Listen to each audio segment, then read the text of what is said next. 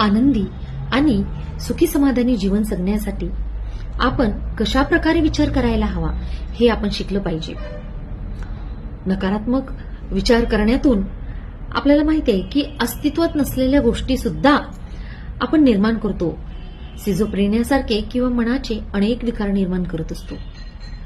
आपले भूतकाळातील विचार किंवा दुःखाचे नकारात्मक विचार, विचित्र मान्यता, चुकीच्या भावना, चुकीची वर्तणूक हे असं काही आपल्या आयुष्यामध्ये हवी झालेलं असतं की आपण भविष्यकाळातील जे सुखाचा शोध घ्यायचा आहे तेच विसरून जातो.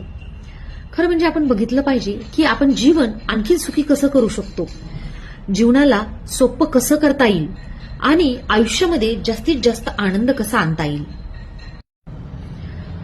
वैयक्तिक स्वातंत्र्य म्हणजे आपली एक अशी आंतरिक अवस्था आहे की ज्यामध्ये खरा आनंद, सुख, समाधान, आंतरिक प्रेम या सर्वांचा आपल्याला अगदी मनातून प्रामाणिकपणे आणि छान प्रकारे आनंद घेता येतो.